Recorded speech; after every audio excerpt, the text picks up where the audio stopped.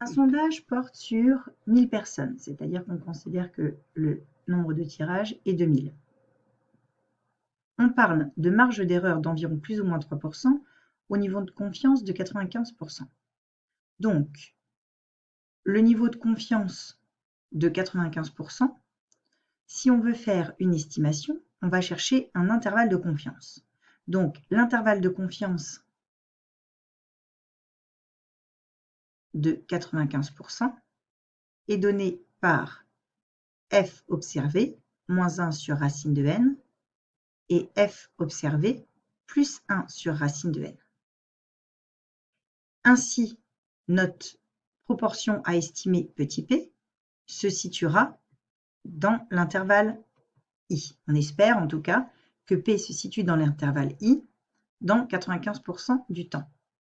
Cet intervalle est centré sur la valeur observée avec plus ou moins 1 sur racine de n de part et d'autre.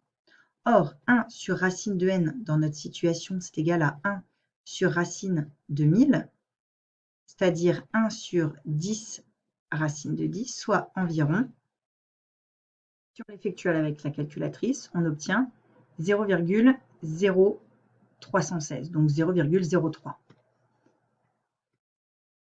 c'est-à-dire environ 3%.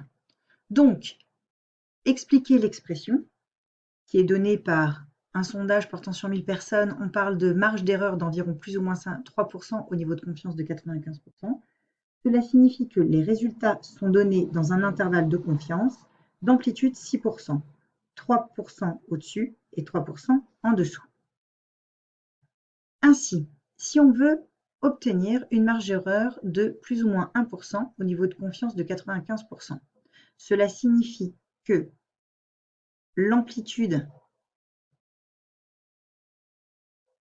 de l'intervalle de confiance va être de 2%, 1% en dessous, 1% au-dessus. Donc l'intervalle de confiance, I, qui est égal à f ops moins 1 sur racine de n et f ops plus 1 sur racine de n, doit être tel que 1 sur racine de n soit égal à 0,01, 1%. Ce qui nous donne 1 sur 0,01 est égal à racine de n, 1,001, 1 sur 0,01, ça donne 100, est égal à racine de n, ce qui donne n est égal à 10 000. Donc, on a besoin de 10 000 personnes à sonder pour obtenir une marge d'erreur de plus ou moins 1% au niveau de confiance de 95%.